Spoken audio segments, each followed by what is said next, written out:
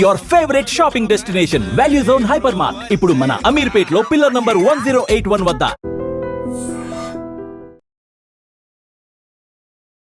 స్థానిక సంస్థల ఎన్నికల్లో బీఆర్ఎస్ వ్యూహం ఏంటి? అంటే తను ఎంత మాత్రం పోటీ ఇవ్వగలిగే పరిస్థితిలో ఉంది ఇవాళ?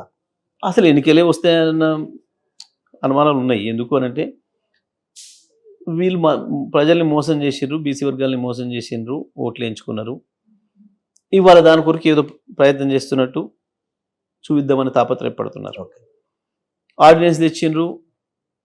వాస్తవానికి ఈ చట్టం గతంలోనే చేసి చట్టం సవరణ చేసినాడు, ఈ విషయం మర్చిపోయారు వాస్తవానికి. ఓకే, అయిపోయింది. ఆ తర్వాత దీని కొరకు ఒక ఆర్డినెన్స్ తెచ్చిండ్రు. ఆ ఆర్డినెన్స్ను గవర్నర్ ఆమోదించలేదు, పైకి పంపిండు. అదే ఆర్డినెన్స్ను నిన్న బిల్ రూపంలో పెట్టి అసెంబ్లీలో చట్టం చేశారు. ఆ చట్టం మీద కూడా ఇంకా గవర్నర్ గారు సంతకం పెట్టలేదు. అది ఎప్పుడు పెడతారో తెలియదు. దానికి సంబంధించిన ఒక కేసు ఆల్రెడీ సుప్రీంకోర్టులో ఉంది. ఇప్పుడు నిన్న ఇవాళ మళ్ళీ లీకులు ఇస్తున్నారు. మేము హైకోర్టు గడువు విధించింది కాబట్టి సెప్టెంబర్ మాసాంతమని మళ్ళీ వేస్తాం పిటిషన్, కోర్టులు టైం అడుగుతామని అంటున్నారు. సరే, అవి ఎప్పుడన్నా రాని పార్టీగా మేము కొట్టాల్సిన పద్ధతిలో కొట్లాడుతూనే ఉంటాం. ప్రతిపక్షంగా తప్పకుండా మా ప్రయత్నం మేము చేస్తుంటాం. అంటే అధికార పార్టీకి చాలా ఈజీ స్థానిక సంస్థల ఎన్నికలను ఎదుర్కోవడం. కానీ ఈ రేవంత్ రెడ్డి ప్రభుత్వం ఎందుకు స్థానిక సంస్థల ఎన్నికలను పోస్ట్ పోన్ చేస్తూ పోతుందంటారు? ఇరుక్కుపోయింది.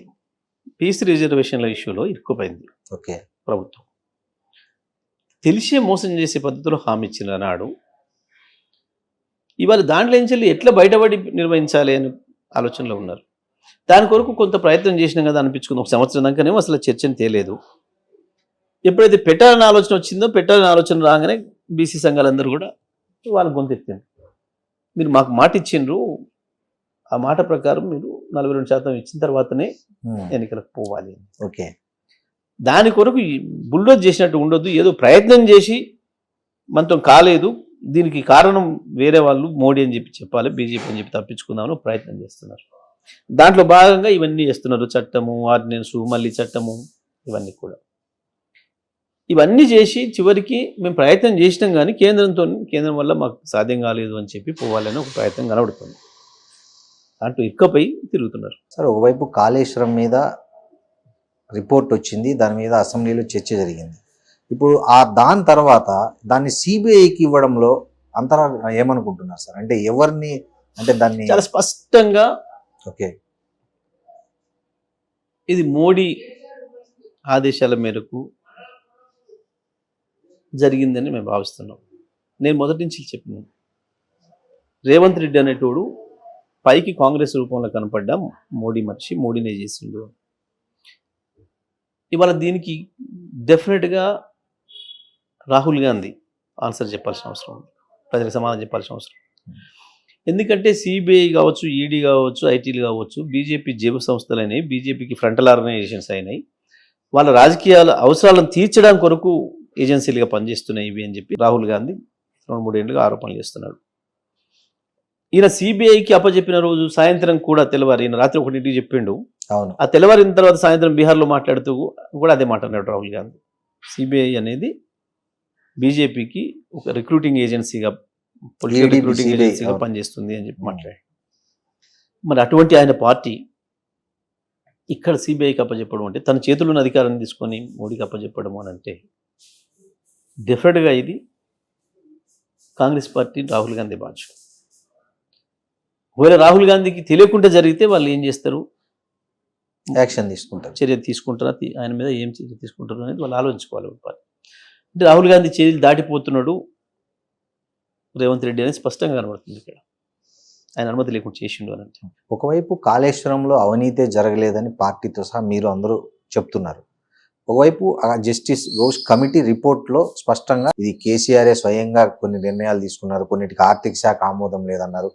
దానికి సంబంధించిన ఇంజనీర్ల ఇళ్లలో ఏసీబీ దాడులు చేస్తే నోట్ల కట్టలు చాలా దొరికాయి, చాలా పెద్ద ఎత్తున అవినీతి జరిగింది అనేది వాళ్ళ దొరికిన డబ్బు ద్వారా ప్రజలకు అర్థమవుతుంది. ఈ పరిస్థితుల్లో ఒకవైపు ఆ రిపోర్టు కానీ, కవిత చెప్పే విషయాలు కానీ, ఇవన్నీ చూసినప్పుడు జనాలు నమ్మరంటారా కాళేశ్వరంలో? అదే నిజమైతే కోర్టు స్టే ఎందుకు ఇస్తుంది? సింపుల్. అంటే ఇవాళ కోర్టు ఇవన్నీ నిజమైతే ఓకే, కోర్టు స్టే ఎందుకు ఇస్తుంది? కోర్టు స్టే Ultimate గా ఇచ్చింది. కోర్టులే కదా అవును చెప్పేది. సార్, కోర్టు స్టే ఇచ్చింది కేవలం అక్టోబర్ 7 వరకు ఎలాంటి చర్య తీసుకోవద్దనే కదా, అదే దాని మీద విచారణ జరపద్దని అయితే చెప్పలేదు కోర్టులో. ఈ చర్య తీసుకోకపోతేనే చెప్పింది. అక్టోబర్ 7 తర్వాత మొత్తం కూడా చెప్తే అసలు ఈ రిపోర్ట్ తప్ప నిజమా అనేది కూడా చెప్తుంది కదా. మేము వేసింది అది కదా కోర్టులో. ఓకే. కోర్టులో ఈ విచారణ కమిషనే తప్పు. ఓకే. కమిషన్ విచారణ అనేది సహజ న్యాయ సూత్రాలకు విరుద్ధంగా జరిగింది రిపోర్ట్ అనేది. దాన్నే కొట్టేయండి. ఈ లోపల ప్రభుత్వం ఏదో తొందరపడి కక్ష సాధింపు చర్యలు చేసే ప్రయత్నం చేస్తుంది. ఆ చర్యలు కూడా అడ్డుకట్ట వేయండి అని చెప్పి మేము కోరినాం. కోర్టు ఇమ్మీడియట్గా ఏదైతే ఉందో మీరు ఎటువంటి చర్యలు తీసుకోవడానికి లేదు, మేము ఫైనల్ విచారణ చేసి చెప్తాము అని చెప్పి చెప్పారు. జరుగుతున్నది అది. అంటే ఇప్పుడు కాళేశ్వరం అంశం స్థానిక సంస్థల ఎన్నికల్లో ఎఫెక్ట్ చూపిద్దంటారా? కాంగ్రెస్ ప్రచారం చేస్తే రేపు ఈ వాళ్ళు గది ఆశపడే అప్పుడు ఆ ఎన్నికలప్పుడు కూడా కాళేశ్వరం దాన్ని ముందర పెట్టే ప్రజల్ని మోసం చేసినాం, ఇప్పుడు కూడా అదే పద్ధతిలో మోసం చేయొచ్చు అనుకునే దాన్ని ఇప్పుడు లాగిస్తున్నారు. ఓకే. వాస్తవానికి ఈ పద్ధతుల్లో బయటపడదాం. మనం ఇచ్చిన హామీల్ని నెరవేర్చి ప్రజల్ని ఒప్పించి బయటపడడం కాదు, ప్రజల్ని కన్ఫ్యూజన్ గురి చేసేసేసి కేసీఆర్ మీద ఏదైతే ప్రజల్లో సానుభూతి వస్తుందో, విశ్వాసం పెరుగుతుందో, వాళ్ళపైన వ్యతిరేకత వస్తుందో దాన్ని సప్రెస్ చేయడం కొరకు ఇది ఒక ఆయుధంగా అవుతుంది అని చెప్పేసి అనుకొని వాళ్ళు చేసుకుంటూ వస్తున్నారు. ఇది ప్రతి సందర్భంలో మోడీ రేవంత్ కలిసే చేసుకుంటూ వస్తున్నారు. ఎందుకనంటే అసెంబ్లీ ఎన్నికల సందర్భంలో మోడీ పూర్తిగా తన పార్టీని చంపేసుకొని రేవంత్ని లేపాడు. అంటే ఎట్లా అంటారు సార్? బండి సంజయ్ ఒక యాక్టివ్ ప్రెసిడెంట్గా ఉండి కొంత బీజేపీ ఇమేజ్ తెచ్చిండు ఇక్కడ. అవును. అప్పుడు చాలా మంది కాంగ్రెస్ బీజేపీ ఈక్వల్గా వచ్చినాయి అనే భావనకు వచ్చారు ప్రజలు. మోడీకి అంటే అర్థమైంది, మేమిద్దరం ఇట్లా ఉండడం వల్ల కేసీఆర్ లాభం అవుతుంది, కాంగ్రెస్ గెలిచినా ఏం లేదు కానీ ఈసారి కేసీఆర్ను కొట్టాలి అనే ఒక ఉద్దేశంతో బండి సంజయ్ని మార్చేసి వెంటనే ఇన్యాక్టివ్ ప్రెసిడెంట్ని తెచ్చారు వాళ్ళు ఆకస్మికంగా. అక్కడే బీజేపీ సగం చచ్చిపోయింది. కానీ టీఆర్ఎస్ మీద ఉన్న వ్యతిరేక ఓట్లన్నింటినీ కూడా ఒకటి చేసే ప్రయత్నం చేసిండు, అన్ని కాంగ్రెస్ ట్రాన్స్లేటెడ్ చేసి. ఎందుకు అని అంటే పేరుకు కాంగ్రెస్ రూపంలో ఉన్న రేవంత్ నా మనిషి అనే భావన ఆయనకు ఉంది. అప్పటికే ఈయన చేయాల్సిన ఏర్పాటు చేసుకున్నాడు. అంటే రేవంత్ రెడ్డి అంటే ఆయన బీజేపీలోకి వెళ్ళబోతున్నారు. బీజేపీ కావాల్సిన ఏర్పాటు మోడీకి కావాల్సిన పద్ధతిలో పనిచేస్తున్నాడు. అంటే తను సీఎం చేసింది కాంగ్రెస్ కదా సార్? అదే చెప్తున్నా నేను, కాంగ్రెస్ రూపంలో ఉన్న మోడీ మనిషి ఆయన. దాని కొరకే ఎన్డీఎస్ఏని పంపింది. జస్ట్ 2 days వాళ్ళు పోయి దిగి లోపడి పోయి చూడలే, మీటర్లు పెట్టి చూడలే, టెక్నికల్ టెస్టులు చేయలే. బ్యారేజ్ దగ్గర పోయిండ్రు, చూసిండ్రు, వచ్చిండ్రు. కరెక్ట్గా 3వ రోజు నివేదిక ఇచ్చిండ్రు. ఇంకా విచిత్రం ఏంటంటే ఒక మేడిగడ్డను చూసి వచ్చిండ్రు, సునీల్ అనారం అనే బ్యారేజ్లను చూడని కూడా చూడలే, పోను కూడా పోలే, దాన్ని కూడా నివేదిక ఇచ్చేసిండ్రు. మీరు ఆ నివేదిక చదివితే మీకు ఆశ్చర్యం ఉంటుంది. జరిగిన 1 రోజుల్లో. అయితే మీకు ఇంకొక ఆశ్చర్యకరమైన విషయం కూడా చెప్పాలి. మొత్తం భారతదేశంలో ఇప్పటి వరకు ఒక 100 ప్రాజెక్టులు ఇట్లా కూలిపోయింటాయి, కొట్టుకపోయింటాయి, దెబ్బతిని ఉంటాయి. ఒక్కసారి కూడా ఎన్డీఎస్ఏ అనేది పోలే, ఎక్కడ కూడా ఎన్డీఎస్ఏ రిపోర్ట్ చేయాలి ఇప్పటివరకు. ఇప్పుడు ఇది జరుగుతుంది. ఇది కేవలం రాజకీయంగా మామే కక్షతోని కేసీఆర్ని బదనం చేయడం కొరకు మోడీ ఆడిన నాటకం ఇది. మోడీ పంపించిండు అని చెప్పి 3 రోజుల నివేదిక. ఇంత ఆశ్చర్యం. ప్రాజెక్ట్ దగ్గర పోకుండానే పరిశీలించకుండానే నివేదిక ఇచ్చారు. ఇది ఇంకా ఆశ్చర్యం. అయిపోయింది. మళ్ళీ 4 నెలలు పడబెట్టి అయిపోయింది, దాని మీద చర్చ లేదు. మళ్ళీ మేము వరంగల్ అంతా కూడా వేరే ఏ సాక్ష్యాలు అక్కర్లేండి. చాలా విషయాలకి సాక్ష్యాలు ప్రత్యక్షంగా ఉండవు, ఇవే సాక్ష్యాలు. మోడీకి రేవంత్కు అనుబంధం ఉంది అని చెప్పడానికి ఈయన చేతిలో ఉన్న అధికారాన్ని తీసుకుపోయి ఆయన చేతికి ఇవ్వడమే సాక్ష్యం, మీకు వేరే సాక్ష్యాలు అక్కర్లేదు. ఎవరైనా ఇప్పుడు వేరు పార్టీలు మీవి, ఒకటే పార్టీ అంటే కూడా ఒకటి. ఇక్కడ బీజేపీ అధికారం ఉంది, అక్కడ అధికారంలో ఉంది కాబట్టి ఇంకా పెద్ద ఏజెన్సీ దాంతో చేయిస్తానికి అని చెప్పేసి మాకు పంపండి అని చెప్పేసి వాళ్ళు అడిగితే పంపిండంటే వేరు, అధిష్టానం ఆర్డర్ ఇస్తే పంపిండంటే కూడా. ఈడ నువ్వు కాంగ్రెస్ పార్టీ ముఖ్యమంత్రివి, ఆ ఏజెన్సీలను నీ అధినాయకుడు తీవ్రంగా వ్యతిరేకిస్తున్నాడు. అసలు ఎలక్షనే డామేజ్ చేస్తున్నారు వీళ్ళు. ఏ ఎలక్షన్లో పోయినా రాహుల్, ప్రియాంక, సోనియా, ఖర్గే అందరూ కూడా సిబిఐ, ఈడీ, ఐటీల మీదనే మాట్లాడుతున్నారు, ఎన్నికల అంశం చేస్తున్నారు, ఎన్నికల కమిషన్ మీద. ఇటువంటి అప్పుడు నువ్వు ఆ ఏజెన్సీకి నువ్వు ఇచ్చినవంటే దాని అర్థమైందిగా.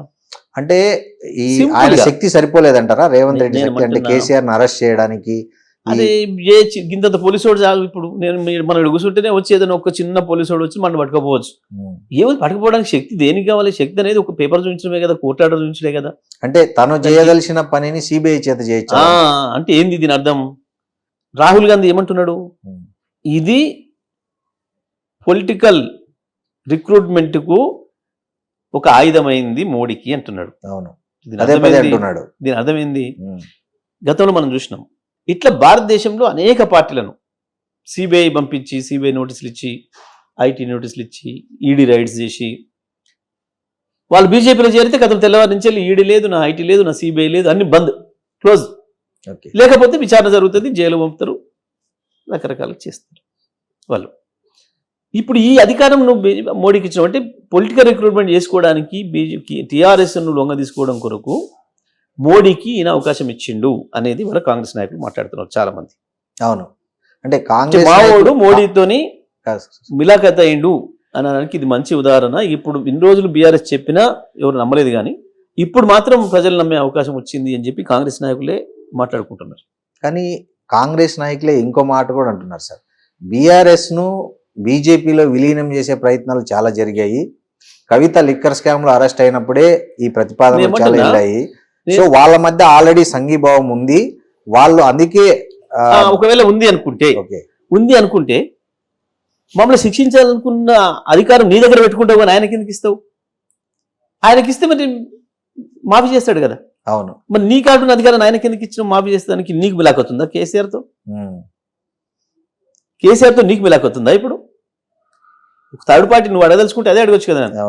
రేవంత్ రేపు మీరు అడగదలుచుకుంటే మరి ఇప్పుడు మీరు బీజేపీలో విలీనం అవుతుంది అని చెప్పి మీరే చెప్పుకుంటూ మరి ఈ కేసు సిబిఐకి అప్పచెప్తే ఇంకా ఈజీ అది కదండి వాళ్ళు మాఫీ చేసుకోవడానికి. అవును, మరి ఎందుకు కేసీఆర్ జైలు పెట్టే అవకాశం నీ చేతుల నుంచి వదులుకున్నావు అని మీరు అడగొచ్చు కదా.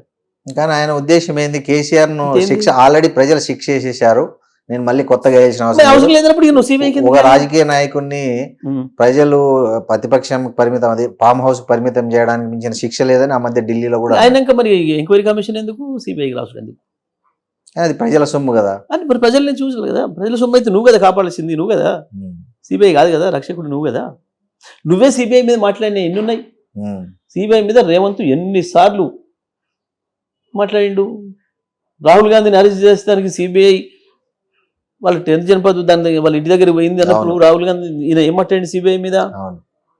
అంతేందుకు సిబిఐ ఆఫీస్ ఎదురుగా ధర్నా చేయలే మొన్న ఈయన ముఖ్యమంత్రికి పోయి చేసిండు మొన్న ఢిల్లీలో.